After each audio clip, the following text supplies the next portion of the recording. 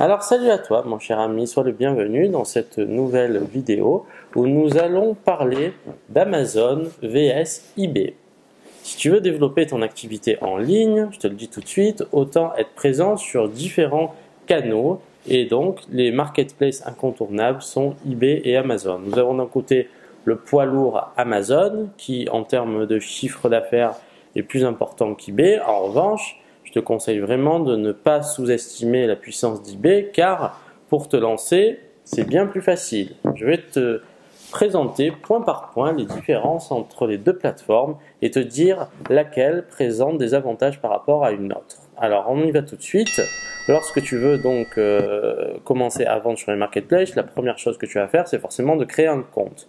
Et donc, concernant l'inscription et l'ouverture de compte, il est bien plus facile de le faire sur eBay que sur Amazon. Donc, avantage pour eBay.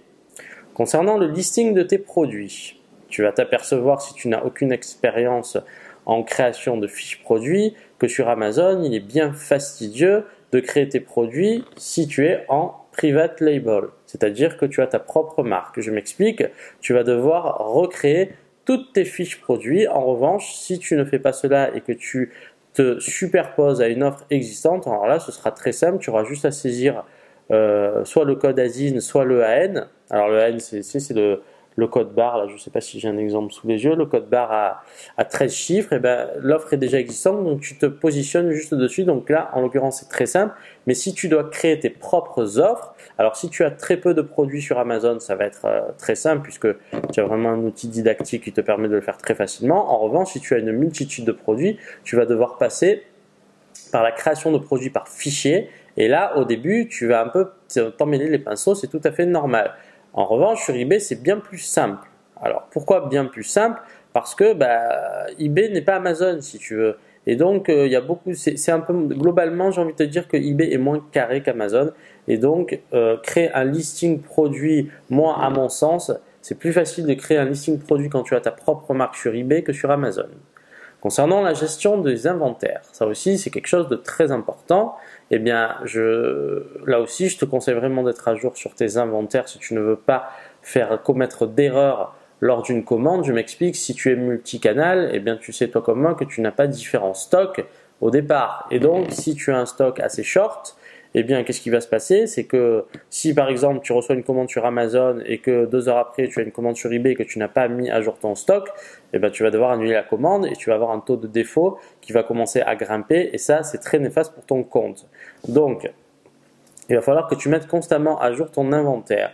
Et concernant la gestion de l'inventaire pour retrouver les produits, pour gérer les quantités, les prix, etc., Amazon, c'est bien plus rapide à faire que sur eBay. Donc, avantage Amazon. Parlons maintenant de l'internationalisation de tes offres. Alors, qu'est-ce que ça veut dire tout simplement? C'est comment tu vas faire pour essayer de vendre tes produits dans le monde entier. Alors, Amazon, comme je te le dis, c'est très carré. Et si tu veux ne serait-ce que développer tes offres au niveau européen, il va falloir que tu aies une présence sur chaque marketplace et que tu fasses traduire tes offres. Donc, en Europe, tu as 5 marketplaces. Après, même maintenant, ils commencent à étendre à différents produits sur Amazon. Et après, si tu peux aussi vendre sur Amazon.com, mais alors là, dans un second temps, ça va être bien plus compliqué. En revanche, sur eBay, l'internationalisation est super simple. C'est-à-dire que dans ta description et dans le titre de ton annonce, tu n'as qu'à mettre, par exemple, un slash et la correspondance en anglais et c'est suffisant. Alors après, il faut que tu autorises tes offres à l'international, que tu crées un mode de livraison à l'international et c'est terminé. Et c'est super simple. Et moi, si tu veux, sur eBay, eh bien, je vends dans le monde entier, mais de façon super simple. Sur Amazon, pour vendre à l'international, ne serait-ce qu'en Europe, ça va te prendre bien plus de temps. Donc, gros avantage là-dessus sur eBay. Concernant le marketing, alors parlons de marketing. Alors, si tu veux, Amazon, il ne te fournit absolument rien. C'est-à-dire que quand je ne sais pas si tu as déjà un compte, mais s'il y a un client qui te contacte, tu vas t'apercevoir que son mail, c'est une série de chiffres et de lettres @amazon.fr, si c'est sur la marketplace FR. Et donc pourquoi cela? Pas de numéro de téléphone forcément, pour t'éviter de prendre tout contact avec ton client. Amazon s'accapare le client. En revanche, et ça c'est vraiment un argument de poids, il faut vraiment que tu réfléchisses là-dessus, sur eBay, vu que le paiement dans 95% des cas se fait avec PayPal, tu récupères l'email du client. Et ça c'est très important, c'est-à-dire que si demain tu as envie de lancer ton propre site e-commerce, tu commences comme je te le dis d'abord par les places de marché, et ben avec eBay, il doit être très facile pour toi d'avoir un fichier hyper qualifié parce que les gens achètent déjà ton produit et tu peux récupérer les mails, chose que tu ne peux pas faire sur Amazon. Donc là, gros avantage sur eBay. Concernant la gestion de tes clients, alors comme tu le sais, au début tu as tes premières commandes, il ne se passe pas grand chose, et puis tu commences un petit peu à devoir recontacter tes clients, etc. Il y en a qui te posent des questions, tu reçois des messages, etc. Bon alors, sur eBay, c'est la foire. Voilà, il faut que tu le saches, c'est très mal fait, l'organisation est vraiment perfectible, et donc en comparaison, Amazon, là vraiment, on va dire, j'ai l'impression que c'est un système allemand, tout est bien carré, tout est cloisonné, boum. Et donc, le gros avantage, tu t'en doutes, c'est Amazon. Si tu veux, toute l'interface de gestion est nettement plus claire. Alors, au début, ça fait un peu peur, surtout pour la création de fiches produits, mais une fois que tu as pris ça en main, c'est pas si compliqué que ça. Et il y a un gros avantage là pour Amazon, parce que eBay, je te dis, ça part vraiment dans tous les sens et très rapidement.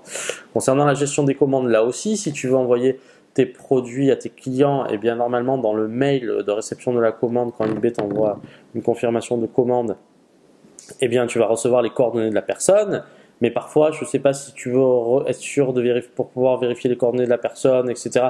Je te donne un exemple tout con. Moi, j'utilise Thunderbird comme client mail, et si tu veux, là, depuis, ça doit faire à peu près un mois, ça bug. Qu'est-ce qui se passe? J'avais créé un filtre pour m'envoyer tous les mails PayPal directement dans un dossier, et ça ne marche plus. Donc, parfois, je zappe des mails PayPal, et donc, comment je fais? Alors à chaque fois, il faut que je trie, mais quand tu reçois une ribambelle de mails, c'est assez compliqué. Il faudrait que je me crée une autre adresse. Bon, je ne l'ai pas encore fait, mais bref, la gestion pour recevoir les commandes depuis PayPal et qu'elles soient enregistrées dans mon dossier, elle est vraiment très complexe. Et du coup, qu'est-ce que je fais? Je vais directement dans eBay et je vais en fait afficher le détail de la commande. Et alors là, à chaque fois, je perds un temps fou parce qu'il y a vraiment un temps de latence qui me fait perdre beaucoup de temps. Donc le gros avantage Amazon, c'est hyper rapide. Boum, confirmation de commande, tu mets le numéro de suivi, tac, tu cliques, c'est presque instantané. Donc gros avantage Amazon. Maintenant, concernant la logistique, alors on en a déjà parlé. Moi, ce que je te conseille de faire à terme, c'est pour ça que, encore une fois, il faut que tu aies des marges suffisantes pour pouvoir le faire, mais c'est de faire du Amazon FBA. C'est-à-dire que les gens qui ont un compte premium vont recevoir leurs produits gratuitement. Et donc, c'est Amazon, enfin, même s'ils n'ont pas un compte premium, peuvent passer la commande, là, j'ai vérifié la dernière fois. Et donc, si tu veux, tu vas envoyer tes produits à Amazon et c'est Amazon qui va envoyer tes commandes à ta place. Donc ça, eBay ne le propose pas, donc forcément, c'est sans concurrence et là, le gros avantage, il se fait sur Amazon. Attention là aussi sur eBay.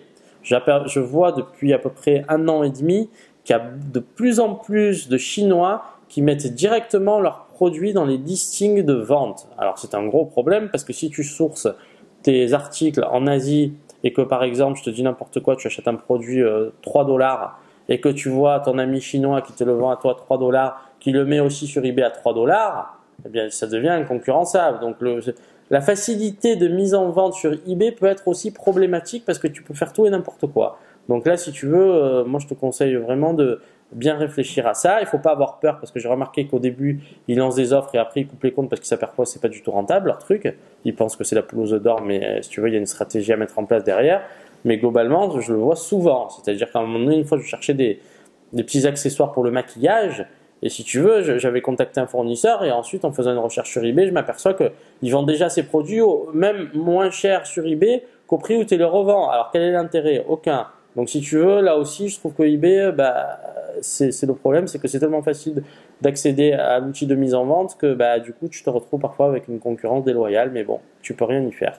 Concernant la politique de prix, alors ce qu'il faut que tu saches aussi sur eBay, c'est que les gens cherchent avant tout un tarif faible, du discount. C'est-à-dire que si tu veux bien positionner tes offres, il va falloir que tu aies un prix bas.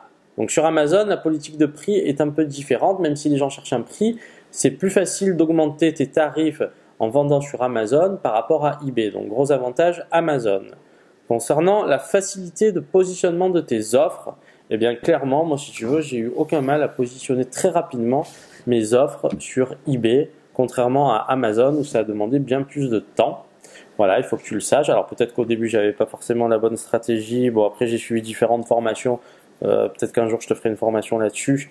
Ça te permet d'avancer beaucoup plus rapidement. Mais globalement, si tu n'as aucune expérience, là aussi, pour se positionner, à partir du moment où tu fais un listing bien fait avec de belles photos, une description riche, en 2 langues, bah, franchement, moi je me suis super rapidement positionné et ça se maintient d'année en année.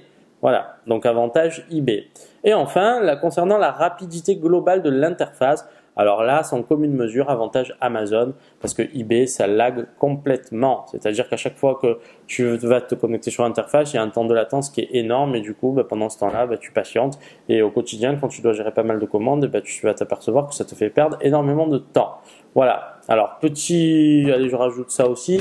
Si tu veux, sur Amazon, tu as quand même un avantage, c'est le support vendeur. Alors le support vendeur, il n'est pas d'une grosse aide, mais au début, quand parfois tu comprends rien, c'est toujours bon de pouvoir contacter quelqu'un. Et comment ça se passe? Eh bien, tu vas dans aide, contactez-nous, et ensuite tu mets ton numéro de téléphone, tu choisis ta rubrique, tu mets le numéro de téléphone, et ton téléphone sonne. C'est même pas toi qui appelle, donc tu as tout le temps un opérateur. Merci d'avoir contacté le support vendeur Amazon, nanana. Et 2 secondes après, tu as quelqu'un qui te parle, donc gros avantage là aussi.